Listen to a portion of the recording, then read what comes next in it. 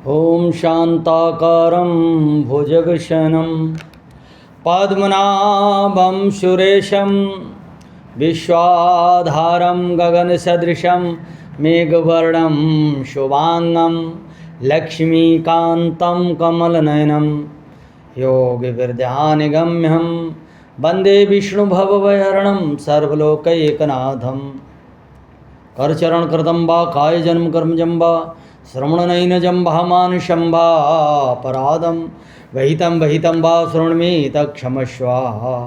जय जय करुणाब्दे श्री महादेव शंभो। शांताकारम भगवान नारायण क्षीर सागर में उनके जो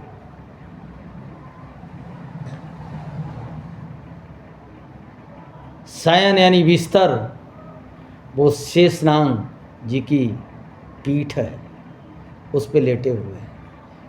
पीछे से सैया जो शेष सैया जो बनी है और वो भी समुद्र में, और ऊपर से उनके फनों की छतरी है। अब सोचो आप, और जिनके मुंह से ज्वालाएं निकल रही तो वो सांस लेते होंगे हैं।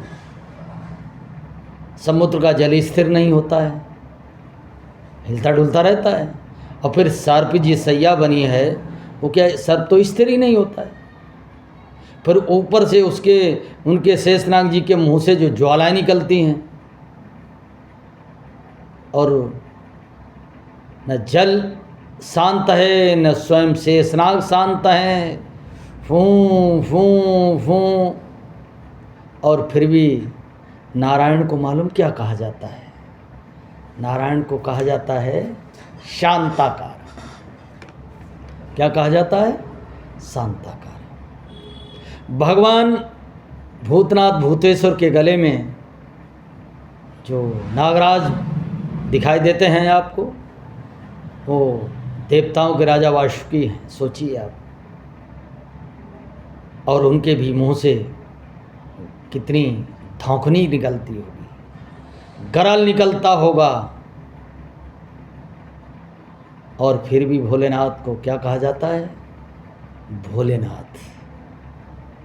भला जिसके गले में सर्प पड़ा हो और जिसके मुंह से फुसकार निकलती रहती हो, वो भोला कैसे हो सकता है? और उतना ही छोड़ो, कंठ में विष है जिनके, व्याकुलता है, और व्याकुल व्यक्ति भोला हो ही नहीं सकता है। लेकिन फिर कहते हैं भोले हैं, वंदे महाकाल। तो ये दोनों देवता मैंने कहा ना, इसलिए अगली राशि है कर्क राशि। अगली राशि कौन सी? कर्क राशि। कर्क राशि भगवान चंद्रशेखर की राशि है। चंद्रमा भगवान शंकर के मस्तक पर विराजमान है। कर्क राशि वाले बड़े शातिर दिमाग होती है, भगवान भोलेनाथ की कृपा होती है। दो ही चीज़ें आपसे कहूँगा, कर्क राशि वाले जातक शिव और शक्ति की उपासना कीजिएगा, आपके सारे मनोरथ पूरे होंगे। नंबर एक चीज़, 1 फरवरी से लेकर 2026 28 फरवरी तक चंद्रमा आपके 1 फरवरी को लग्न भाव में आ रहा है, गोचर में आ गया है। इसलिए आज आपकी बहुत तगड़ी, बहुत मजबूत योजना का निर्माण होगा। विदेश जाने के योग होंगे। ससुराल पक्ष से कोई शुभ समाचार प्राप्त होगा। पत्नी के पक्ष से कोई गिफ्ट या आपको उपहार प्राप्त हो सकता है। दूसरा, विदेश जाने के आपके जो योजनाएं बन रही हैं, वो योजनाएं आपको प्राप्त होने वाली हैं। करना क्या है? आपके स्वास्थ्य को विशेष ध्यान रखना है। स्वास्थ्य आपका गड़बड़ हो सकता है। क्यों? राहु आपके बैठे हुए हैं अष्टम भाव में। डायबिटीज वाले लोग, जातक, कोलेस्ट्रॉल, हार्ट वाले जातक, अथवा मानसिक तनाव में रहने वाले जातक, इन्हें मेडिटेशन करनी चाहिए, डेली व्यायाम करनी चाहिए, विशेषकर भ्रामरी प्राणायाम करनी चाहिए, जिससे कि स्वास्थ्य, राहु आपके अष्टम भाव में हो सकता है। देर से मत उठें, सुबह जल्दी उठें, ओम का उच्चारण करें, उठते ही आपके कार्य बनते जाएंगे। आपके सप्तम भाव में ऋचक महापुरुष योग पड़ रहा है, बुधादित्य योग पड़ रहा है, और लक्ष्मी नारायण योग पड़ रहा है। ऐसे में विदेश जाने की जो आपकी लंबे समय से योजना चल रही थी वो योजना अंतिम रूप लेने जा रही है। करियर के क्षेत्र में इनकम कोई बहुत अच्छी होने वाली है। 1 से लेकर के 5 फरवरी तक आप बढ़िया सा कोई योजना का निर्माण करें, जिसका हो सकता ही नहीं 4 दिनों में आपको 4 या 5 फरवरी तक आपको परिणाम मिल जाएगा। 4 या 5 फरवरी को केतु के साथ चंद्रमा आध्यात्मिक तरफ कोई अध्यात्म यात्रा हो सकती है, आध्यात्मिक क्रिया हो सकती है आपकी, वहाँ विचार बन सकते हैं 2-2.5 दिन में। और चंद्रमा जब कन्या राशि पराक्रम भाव में प्रवेश करेंगे तो यहाँ पर शनि और चंद्रमा की आपस में दृष्टि पड़ेगी। यहाँ भी किसी कार्य योजना का अंतिम परिणाम किसी भाई, मामा, नाना, नानी के तरफ से कोई आपको सहयोग या मदद प्राप्त हो सकती है।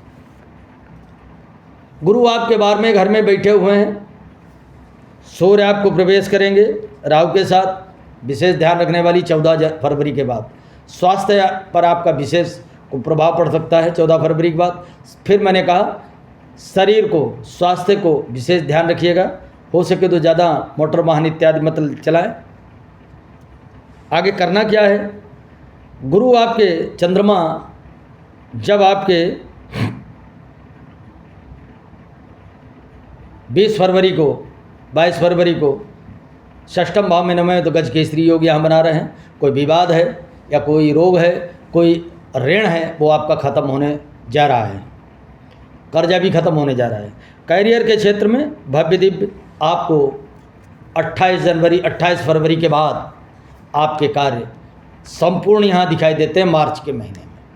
लिहाजा फरवरी में योजनाओं का सृजन तो हो सकता है, सफलताएं, उनके परिणाम आपको मार्च के बाद प्राप्त होंगे। कर्क राशि वाले जात को करना क्या है, करना सुनिए आप। एक तो पंचाक्षर मंत्र नागेंद्रहाराय त्रिलोचनाय वशमंगरागाय महेश्वराय नित्याय शुद्धाय दिगंबराय तस्मै नकाराय नमः शिवाय मंदाकिनी सलिल चंदन चर्चिताय नंदेश्वर प्रमदनाथ महेश्वराय मंदार पुष्प बहुपुष्प सुपूजिताय तस्मै मकाराय नमः शिवाय। एक तो इस मंत्र का स्तोत्र पंचाक्षर नमः शिवाय है, और दूसरा सौराष्ट्र देशे विशिदेति रम्या ज्योतिर्मयं चंद्रकलावतंसं भक्ति प्रदानाय कृपावतीर्णं तम सोमनाथं शरणं प्रपद्ये। इस श्लोक का भगवान सोमनाथ का श्लोक है, इसको आराध्य कीजिएगा और सोमनाथ होकर के आइएगा। काठियावाड़ गुजरात में समुद्र के किनारे ये वही सोमनाथ हैं जो कि चंद्रमा को शापित कर दिया था गौतम ऋषि ने। क्षय रोग हो गया थे, काले पड़ गए थे, और वहाँ प्रभास क्षेत्र सौराष्ट्र क्षेत्र में जाकर के भोलेनाथ की उपासना की। ऐसा ही कुछ तुम्हारे चेहरे पर आए, तुम्हारे चेहरे की चमक, तुम्हारा निखार कुछ धूमिल सा हो रहा है। लिहाजा सौराष्ट्र भोलेनाथ की, और तीसरी शिव और शक्ति की उपासना करो। माँ पार्वती की उपासना में कुंजिका स्तोत्र है। क्या भगवती माँ पार्वती के क्यों? शिव पार्वती को बता रहे हैं, शिवोवाच, तो पार्वती का ही स्तोत्र है। और शिव स्वयं शक्ति, लोग कहते हैं शिव शक्ति के बगैर शव है, नहीं, शिव स्वयं में शक्ति है। शिव की उपासना आपके लिए कल्याण करे, और शिव वाणी ज्योतिष है। और मैंने पहले भी कहा सिंह और कर्क राशि, तुम्हारे पास जितना दिमाग है, तुम्हारे पास जितनी योजनाएं हैं, तुम्हारा जितना, अगर यही सारे काम हो जाएं तो आप एक छत्र संसार पे राज कर सकते हो, बशर्ते भोलेनाथ और पार्वती को आप प्रसन्न कर लें। क्या, कहाँ से पढ़िएगा? प्रातः स्मराम शरदिंदु करोजलाभम सद्रत्न करकुंडलहार भूषाम दिव्यायुधोर्जित मुनि विद्या प्रातः स्मराम शरदिंदु करोजुलामम सद्रत्नमन करकंडलहार भूषाम दिव्यायुधोर्जे सुनील सहस्रताम रक्तोत्पलाम वज्राम भवतीम परेशाम प्रातार नमामि महिषासुरचंडमुंड शुंभासुर प्रमुख दैत्य विनाश दक्षाम ब्रह्मेन्द्र रुद्र मुनिमोहनशील लीलाम चंडी समस्तुरिमूर्ति मनेक रूपाम प्रातार भजामि भजताम विलासदात्रम समस्त जुगिताम दुर्तापहंत्रीम संसार वंदन विमोचन हेतु भूता माया परम समदगम्य परस्य विष्णु तव चिका किल न स्तुतिरंबिके सकल शब्दमयी किलते तनु निखिल मूर्ति से भवदन भयो। निखिल इन स्तोत्र इन श्लोकों को आप पढ़िए। तबचका किलना स्तुतिरंबिके सकल शब्दमयी किलते तुम तनु निखिल मूर्ति से मैं भवदन भयो मन सिजा से परेशराज से इति विचिंत शिवे शमिता शिवे जगत जात मयत बसादिदम न स्तुति पर परचना देवी तुम भक्त सुलभे सर्वकार विदायिनी कलहुकार सिद्ध्यर्थम उपायम ब्रूहि इत्रदा शृणु देवी प्रवक्ष्यामि कलौ सर्वेश्वर साधनम मया तबेपि स्नेनाप्यंबा स्तुति प्रकाशते। इन मंत्रों से इन श्लोकों से हे कर्क राशि वाले जात को फरवरी के महीने में शिवरात्रि भी आ रही है। शिवरात्रि को भगवान भोलेनाथ को प्रसन्न कीजिएगा, रात्रि में व्रत रहिएगा, आपके सारे कार्य सफल होने वाले हैं। धन्यवाद।